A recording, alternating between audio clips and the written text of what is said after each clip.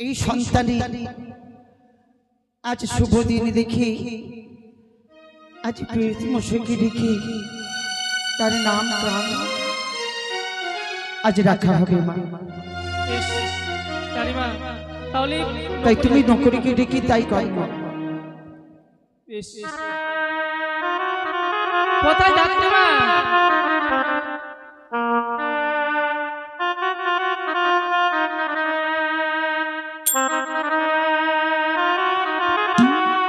বলে দাসী কেন আপনি কোথায় গিয়েছিলেন?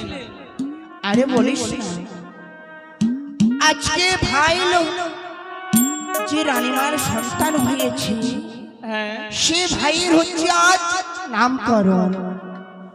তাই আমি ভিতরে পরিষ্কার পরিচ্ছন্ন করেছিলাম। বলো কেন ডেকেছো? রানীমা বলে গেল নকরিকে ডেকে ও ঠাকুর মশাইকে ডেকে নিয়ে সব যাগযজ্ঞের ব্যবস্থা করার জন্য। তাই একটিবার নকরিকে ডেকে দেখি, তাই না? রানীমা বলে গেছে ওই নকরিকে ডেকে ব্রাহ্মণ পড়াই যে ব্রাহ্মণকে ডেকে আনতে, তাই তো? হ্যাঁ ঠিক আছে, নকরিকে ডাকলাম। কোথায় রে নকরি? এই ছেলে ছেলে কোথায় থাকে না, তাকে একটাকে পাওয়া যায় না। কোথায় রে নকরি? যাই যাই, আয় আজকে তোর বিচার হবে, আয়। আসছি।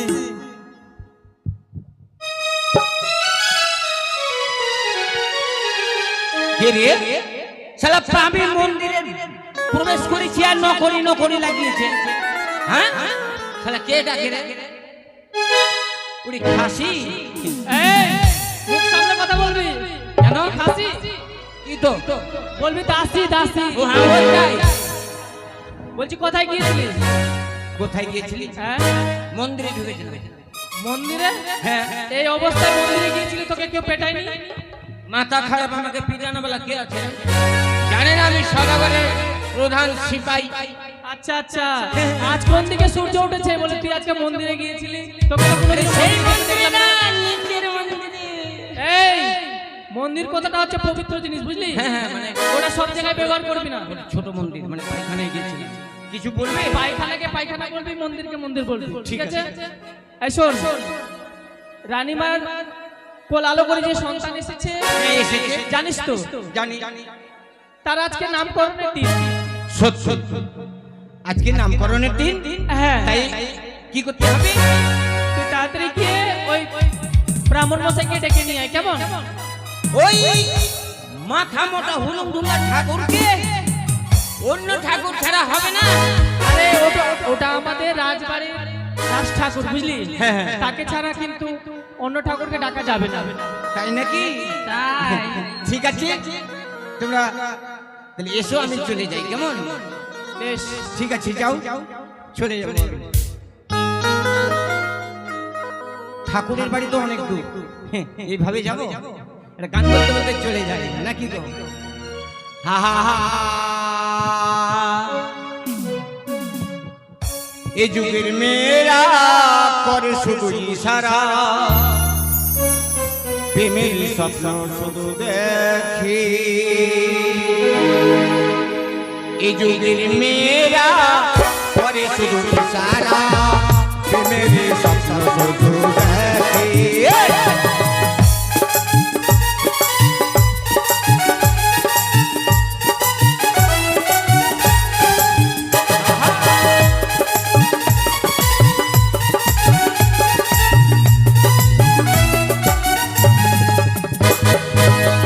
এ যুগের মেয়েরা করে শুধু ইশারা, প্রেমের স্বপ্ন শুধু দেখে।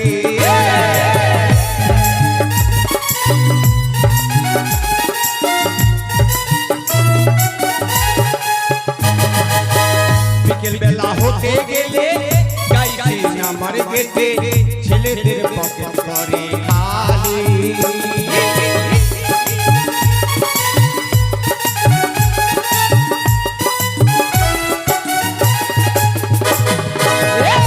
বেলা হতে গেলে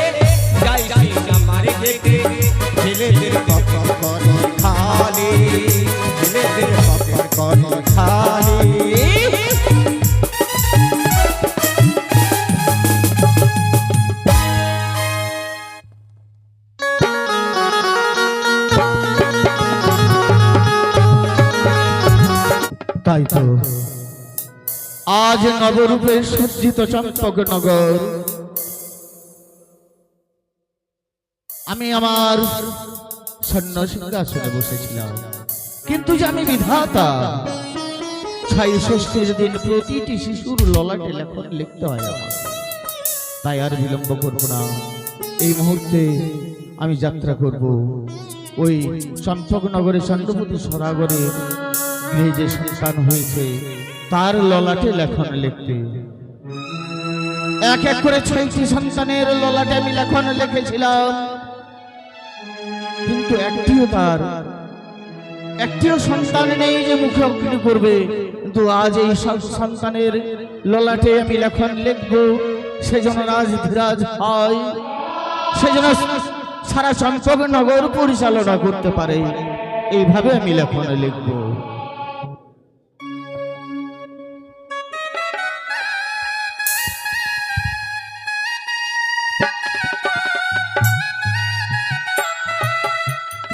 পঞ্চমী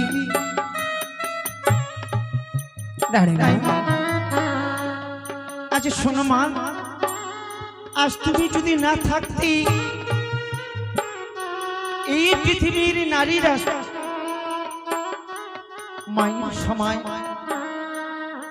তারা যে যন্ত্রণা পেয়ে তাদের তুমি উদ্ধার করে দাও, তাই তুমি আমার প্রাণে বাঁচিয়েছ, আমার সন্তানে এই পৃথিবীর আলো দেখিয়েছ মা। তাই তোমায় একটি কথা বলবো গো। বলো মা। আজকে নিশি যাপন করতে হবে তোমায় এই সূচিকাদারের কাছে। আচ্ছা নিশি যাপন করতে হবে আমাকে? হ্যাঁ মা। বেশ, তাই হবে মা। আজ নিশি প্রভাত হলে তোমায় তোমার প্রাপ্য দিয়ে আমি তোমায় এই রাজপ্রাসাদ থেকে বিদায় করে দেব। বেশ, আর আমি বিলম্ব করছো না, অনেক পথ আমায় ছুটে যেতে হবে। তাই তো এসে শুনল আমি যাই না কেন?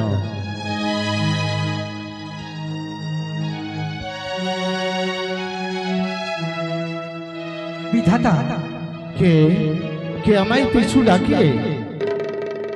আমি হচ্ছি মনসা। মনসা, তুমি কোথায় চলেছো? আমি আমি ওই সুদূর চম্পকনগরে চলেছি। শিবনন্দিনী পদ্মাবতী এক এক করে 6 পুত্র হারাবার পরে অবশেষে তার গৃহে এক শিশু সন্তান জন্ম নিয়েছে। তাই তো তার ললাটে লেখনে লিখতে চলেছি। ওগো দাদা, আমি তোমার কাছে কিচ্ছু চাই না, শুধু একটি জিনিস চাই। এমন জিনিস? আমার কথা মতোই তুমি লিখনে লিখবে ওই বাছার ললাটে। লিখি পদ্মা, আজ সন্তান হারা মাতা পিতা আমার ইচ্ছা মতো তাদের ললাটে লেখনে লিখতে চেয়েছিলাম, কিন্তু আমি যে পারবো না, আমি পারবো না মনসা, আমি পারবো না। কেন পারবে না দাদা? আজ তোমাকে আমার কথা মতোই লিখন লিখতে হবে।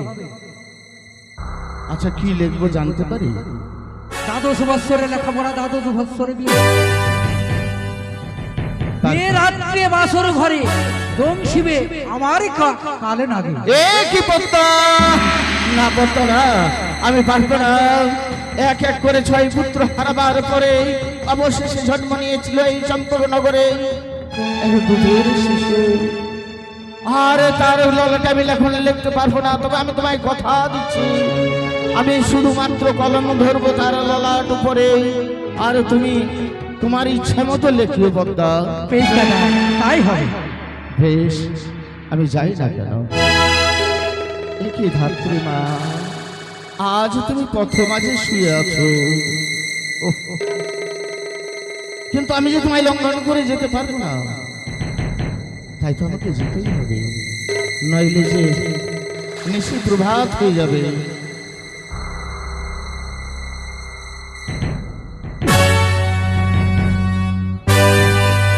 মার সনে কাহা এত সুন্দর শয্যা স্বর্ণ পালঙ্কে তার শিশু সন্তানকে নিয়ে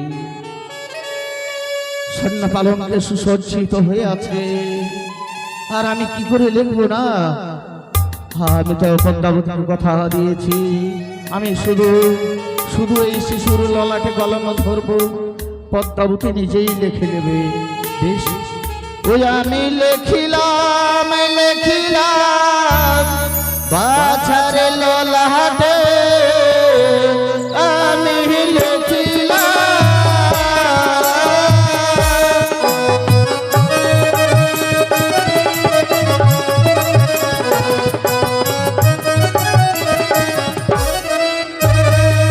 আরে শিশুকালে চঞ্চল মতি পঞ্চম বছরে যাবে পাঠশালায় আমি।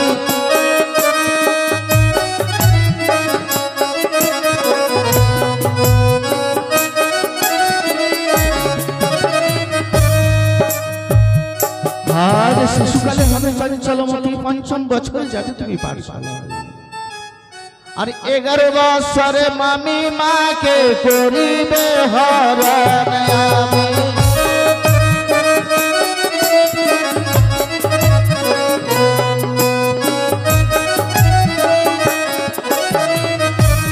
আর 11 বছর চতুর্থ মাসে হবে তোমার বিয়ে আমি।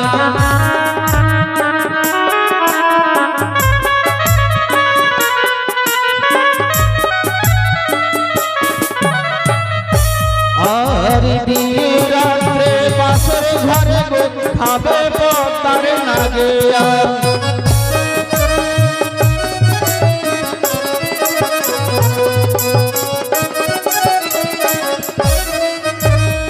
ওরে বাছা আমি লিখতে চাইছি বাছা, কিন্তু আমার লিখতে হয়েছে। তাই তো বিয়ের আগে বাসর ঘরে তোমার মৃত্যু হবে সর্বাঘাতে। তোমার যে অর্ধাঙ্গিনী হবে সে তোমায় কদলের মান্দা সে করে ভাসতে ভাসতে যাবে কনকের দেবালয়ে। 6 মাসে যেদিন পূর্ণ হবে সেদিন তোমার হবে প্রাণদান। 6 দণ্ডে ফিরে আসবে তুমি দেবসভা হতে তোমার চম্পক নগরে। আমি তো কোকিলা কুঞ্জন করে নিশি হয় ভোর, এই মুহূর্তে আমায় যে ছুটে যেতে হবে। আমি আর বিলম্ব করবো না, আমি ছুটে যাই না কেন, আমি ছুটে যাই।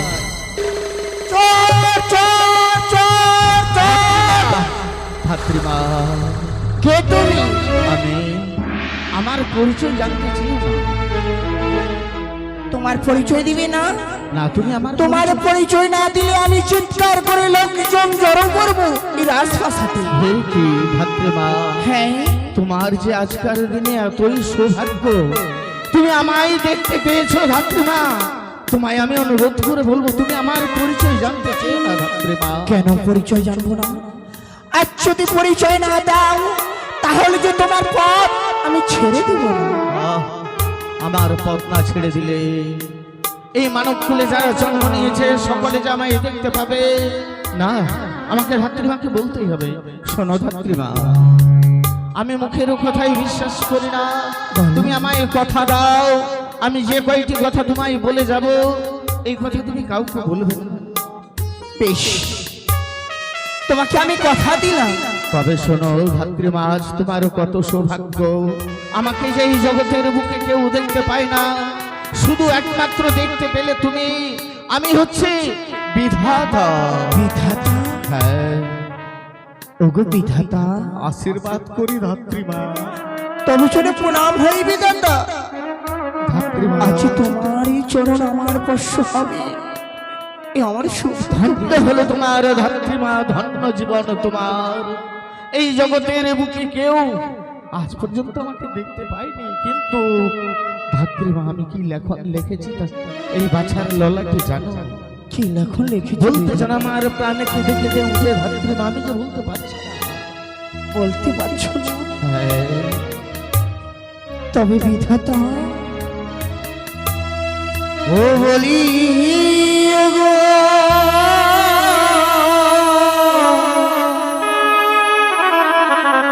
ওগো বিধাতা,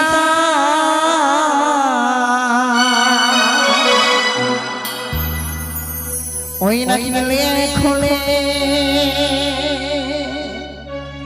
খিলে বাচ্চা লালা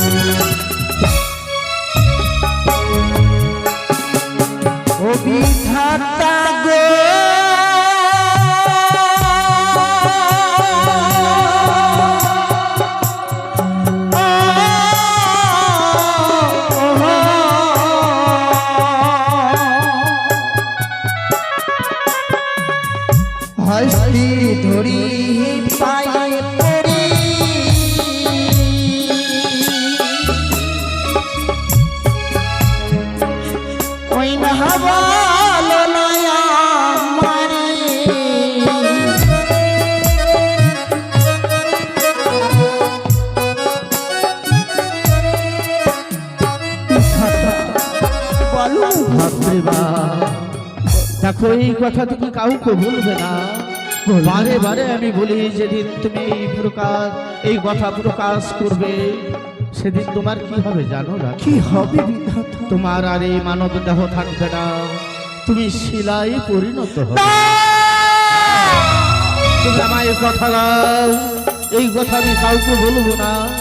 বেশি বিধাতা। শিশুকালে হবে চঞ্চলমতি, পঞ্চম বৎসরে যাবে গুরুর আলোয়ে পাঠশালা লেখাপড়া করবে। তারপর 11 বৎসরে যেদিন পূর্ণ হবে তার মামি মাকে করবে হরণ। না, সে কি বিধাতা? আরে কি লেখো লিখেছো বাচ্চার ললাটে? 11 বৎসর 4 মাস 24 দিন যেদিন বয়স হবে সেদিন তার হবে বিয়ে। আর বিয়ে রাত্রে বাসর ঘরে সর্পাঘাতে হবে তার মৃত্যু।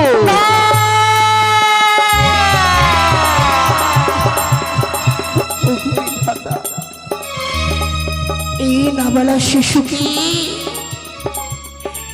এমনই বাচ্চার লড়াতে কেন লেখলে? আমি যে লেখিনি রাত্রিমা, ফিরে নাও বিধাতা। আমি শুধু কলমটুকু ধরেছিলাম তার ললাটে। আমি নিজেও বলতে পারি না আমার এই কলম যে কি লেখন লেখে, তাই আরো বলে দিছি তার যে হবে অর্ধাঙ্গিনী। নিশি প্রভাত কালে কদলের মন্দা সে ঘুরে ভাসতে ভাসতে যাবে কনক দেবালয়ে, সেখানে তার স্বামীর প্রাণদানে ফিরে পাবে। হ্যাঁ, তবে ধাত্রীমা জানো এই কথা তুমি যেদিন প্রকাশ করবে লোকালয়ে সেদিন তুমি আর তোমার এই মানব দেহ থাকবে না, তুমি থাকবে না ধাত্রীমা। সেদিন তুমি শিলায় পরিণত হবে। না না না,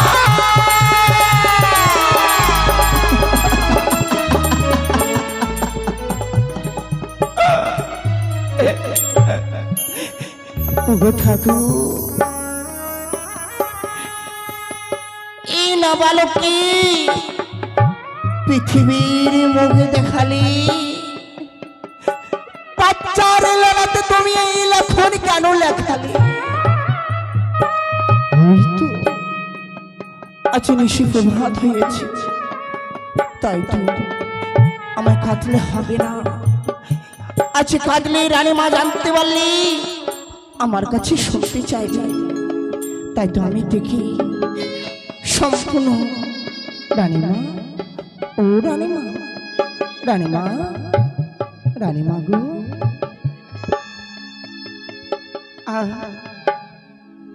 যেন নিশি অবসান, ভোরের আলো যেন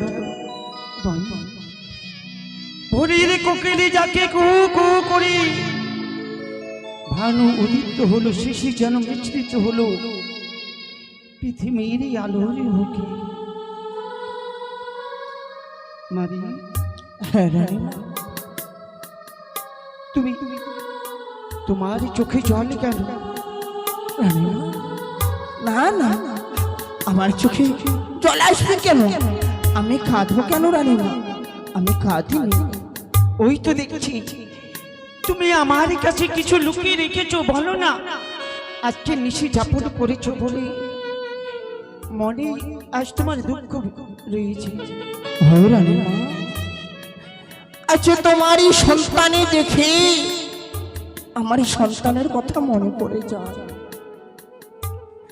একদিন তোমার মতো সন্তান আমার ওই আমার কুঠিরে রেখে যে এসেছি। ওই আমার সন্তানকে দেখে তোমার মনে পড়ে যায় সেই দিনের কথা। ও মা, আমার সন্তানকে যখন দেখে তোমার সন্তানের মনে পড়ে গেছে, তবে শোনো না, বলো তুমি আর কখনো নয়নে জল আনবে না। আমার সন্তানকে তুমি নিজের সন্তান ভেবে নিজের কোলে রেখো মা। বেশ, তাই হবে রানীমা। এসো মা, আমি তোমার প্রাপ্য দিয়ে আমি তোমায় বিদায় করে দেবো, তোমার কুটিরে তুমি চলে যাবে। এসো বেশ, মা। চলো।